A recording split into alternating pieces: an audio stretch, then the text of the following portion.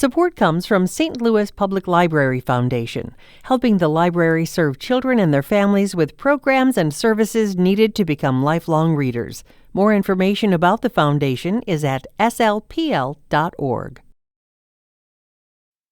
This is St. Louis on the Air from St. Louis Public Radio. I'm Elaine Cha. Sunday, September 15th kicks off Hispanic Heritage Month, 30 days of uplifting contributions made by those whose roots trace back to Spanish-speaking nations and U.S. territories. This year, folks in St. Louis with connections specifically to Mexico have a unique opportunity to celebrate Mexican Independence Day early, and to do so with special dispensation from Mexico's government. Leticia Seitz has made her home in St. Louis for over 25 years. She's the owner of Arte Rojo STL, which is organizing that special event to honor the anniversary of Mexico's independence. She joins us now to share how she contributes to keeping Mexican St. Louisans connected to culture, family, and friends back in Mexico, and keeps them connected here to important resources and to one another. Leticia, welcome to the show. Thank you. Now, Leticia, your identity as a Mexican American and a St. Louisan not only drives what you do for a living, but also how you live. When it comes to Arte Rojo STL, how does that reflect these parts of your identity? When I'm thinking about Arte Rojo, I'm thinking that I'm very close to Mexico. And Mexico is in my house, it's in my dresses, it's in my skin. So thinking about me as a Mexican American is bring more culture to my own heritage. It's accompanying me every time, every day. Every single day I'm Mexican, and every single day I speak Spanish, every single day I cook. But it's a memories that I have with my families and the family that I create here in the United States. Mm-hmm. What exactly is Arte Rojo St. Louis? And what made you feel like it was necessary to start that here? Arte Rojo, for me, is one of those spots that you can find Mexican fine art. Everything handmade, everything is connected with my roots. And what I feel that is needed here is because as immigrant, you need to feel like somebody is close to you, like your culture is close to you. So I decided to open this boutique, folk art boutique, because I have the pride to be Mexican, but also to share my culture, to share who is making my dresses, who is making the art that I have in my store. So yes, it's so important for us to know who in town is connected still with your roots and can bring you a little piece of joy. Right. Now, in the 25 years or so you've lived in St. Louis, you've also started something called Conectando Raices Radio. Tell us what that is, Leticia, and what is its purpose? Conectando Raices Radio and En Contacto con Leticia, that is my talk program, is a tool that we use for everybody who speaks Spanish to be close to our culture and also to our families. We use the Conectando Raices Radio in order to our families in Mexico. We're willing to connect our radio station through the app and have conversation with their family here in the United States. So we match the communication with them, and I say, you know what, your son is here, and he's going to dedicate you a song. So the mom is like, oh, my son is in the radio, and he's, have the time for me to listen a song. So it's that part of what we do in Conectando Raices Radio, but also is music, is live, what are you cooking, Mom? What do you have? Who's in the house right now? So it's a big connection that we have with our families in Mexico too. What inspired the idea to host a talk show of that kind? It's being an immigrant. Sometimes it's kind of hard to find the ways that you can find somebody. Well, at the time that I came 25 years ago, it was kind of difficult for me to connect with people who speak my own language and also who has a little bit of resources. So the radio started doing that, giving some information about the Mexican consulate, giving information about this is going to be a legal clinic. This organization is going to give you ESL classes. So I started connecting the services that we have in the city through the community. So that's also a good tool for me and for the people who make services or they have services for the community. We make the connection between the radio. So it's connections abroad as well as ones that are local. Yes, yes. Now, Conectando Raices Radio also earned honors from the President of Mexico, Andrés Manuel López Obrador. This was recently, and it was honored by the First Continental Meeting of Independent Communicators. You know, I'm married into a family that maintains close connections to Korea, so I personally understand why keeping up with goings-on, and current culture is so important. But what is it, Leticia, that makes presidential recognition of Mexicans abroad and in places like St. Louis so significant? Yes, it is. It was an extremely great opportunity because AMLO, we call him AMLO, Andrés Manuel López Obrador, is the most loved president in the world right now. So the Mexican community, many of the Mexican community, when they know that I was in Mexico in the presidency, they told me, give him a hug, tell him thank you. We are visible thanks to him. So it was a kind of compliment for me to tell them and have the chance to represent the Mexican community in this event was amazing because it's not just my work, it's for my community, the communities that we serve is right there. I had the chance to go, but also I bring the dreams, I bring the tears of the people who love the President of Mexico. So for Conectando Raices Radio is a big opportunity, but also a big responsibility to continue the work that we've been doing. Now, you're back in St. Louis Yes. from that trip to Mexico, and you're now gearing up for Fiesta Mexicana to celebrate Mexican Independence Day, which is September 16th, not May 5th. Exactly. So it is the first time that you, under Arte Rojo STL, are hosting a celebration for that occasion. Now, other than setting the record straight on that matter about when Mexican Independence Day is, why did you decide to host a celebration this year? Well, with Arte Rojo is the first time, but we were celebrating with Latinos en Acción, that is a non-profit organization. We create Mexican Independence Day on Cherokee Street, and we did it before the pandemic. So it was a family festival, and everybody was there. We have the Cry of Dolores with the Mexican consulate. But after the pandemic, we stopped doing that.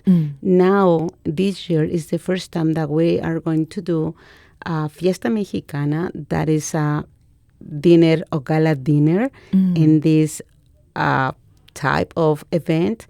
And also is why we're doing this, because we have Latino Fest or we have Hispanic Fest, but also Mexico is something else. Mexico has their own celebration, and Mexico is very rich in celebrations. So for us to be Mexican in this country or around the world is representing something very special, because it's the beginning of the holidays for us, but also I think this year especially because Obrador is leaving, but also is Claudia coming, the new president, is having this fiesta. Fiesta Mexicana for us, always as a Mexican, we have fiesta for everything. Why not? Yeah, reasons to celebrate. Why not this year doing and you're right, Cinco de Mayo is not the Mexican Independence Day. This is the real one. Right. Yes. So what is it that people can look forward to at the event, which is on Saturday, September 14th? Yes, we have the chance and we have the authorization for the Mexican presidency doing day before the real date, that is September 15th. So the president let us do it before him because it's a protocol of things that we have to follow. But he said, yes, everybody who is living out of Mexico, they can do it before than me. So we're going to have a big fiesta. I think that is amazing because having mariachis is a big representation of the Mexicans here. Mariachis, we're going to have Mariachi Los Reyes, but also we're going to have Mexican dances, folklore, with a dancer society that they're going to be dancing with for us. And we're going to have Emerson Magaña and Mauricio Villanueva. They are amazing singers, and they're going to play guitars, and they're going to be live music, and it's going to be amazing. They are great. And also we're going to have DJ Wild Horse, because obviously we need to dance a little bit. And the most important thing in the ceremony, in the fiesta, is going to be the ceremony of the Cry of Dolores, that is represented by the Mexican government. In this occasion, Oscar Soberanes, who is the Mexican community consul, he's coming to do the Cry of Dolores. So the big ceremony is going to be at 8, and it's going to be amazing. Right. So, yeah. I think a lot of the time when we think of heritage-related celebrations or festivals, so much of it can feel like it is about the past. What is it about what Fiesta Mexicana is doing that brings together not only people, from different places of Mexican origin, what brings people together generationally? Is the connection that we have. For example, our kids right now in the United States, they're getting married with another cultures. And other cultures, we know a little bit of them, but they might need to know a little bit of Mexico, because everybody in Mexico is like with tacos and tequila, everything is okay. Yeah, but it's more than that. It's passion, is celebration, but it's love, but it's family, but it's food, but it's everything in there. So to do in Fiestas Mexicanas is still keeping the kids here, tell them what is our history, but also what is going to be your story in the future. So it's keeping the flame alive, or who you were come from. It's like, yes, I'm living here 25 years, but I still smell and think the coffee of my grandma making in the morning, and I still smell it. Or my mom cooked some beans with salsa and tortillas, and the memories that I have.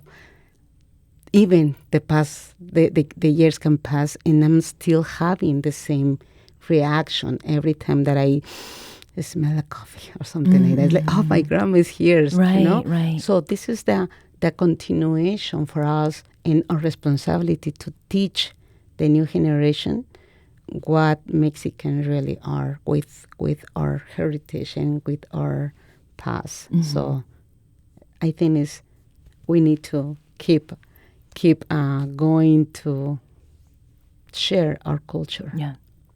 Fiesta Mexicana, it is for those of Mexican descent or heritage, But what is it that you would like for people who don't have that heritage to better understand about what it means to be Mexican in St. Louis? And what is it that they can learn from an event like Fiesta Mexicana?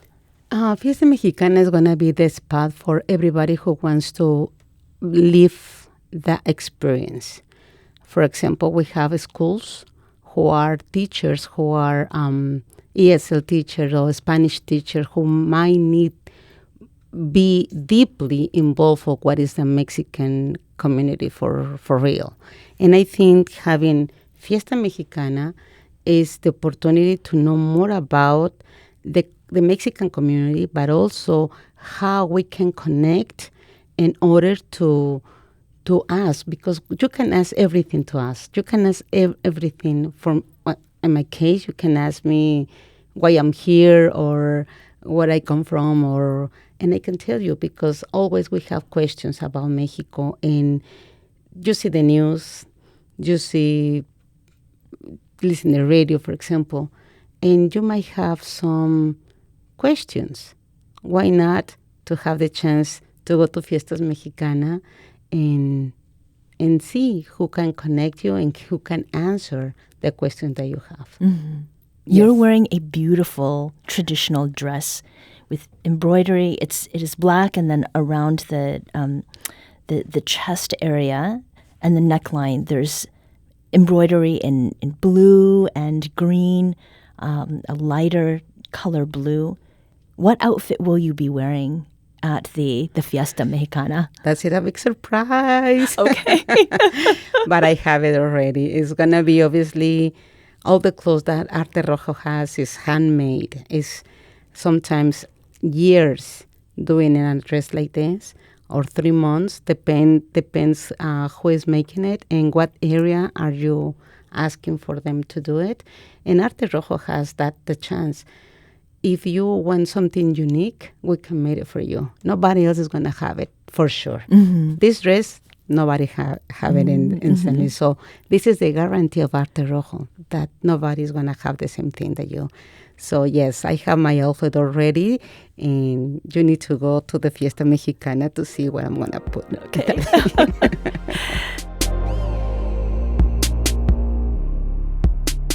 Leticia Seitz is owner of Arte Rojo STL and organizer of Fiesta Mexicana. Leticia, thanks so much for coming in today, and best of luck with the event this weekend. Gracias, and everybody's welcome to know more about Mexico. Gracias. This episode was produced, recorded, and edited by Maya Norfleet. Our audio engineer is Aaron Dorr. This podcast was mixed and edited by Aaron. Our executive producer is Alex Hoyer. St. Louis on the Air is a production of St. Louis Public Radio. Understanding starts here. Do you find yourself regularly listening to episodes of St. Louis on the Air? Suggest us to a friend you think might enjoy our conversations, and leave us a review and rating on Apple Podcasts on the App Store. It's the simplest way to help people discover our show. Thank you. St. Louis Public Radio is a member-supported service of the University of Missouri St. Louis.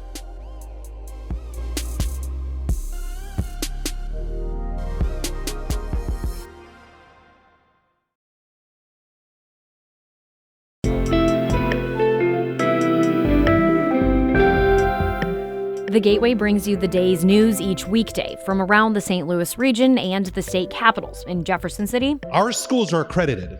We don't need this bill. And Springfield. How many more years must pass before lawmakers see time is of the essence? I'm Abby Larico. Join me each weekday for The Gateway on the STLPR app or wherever you get podcasts.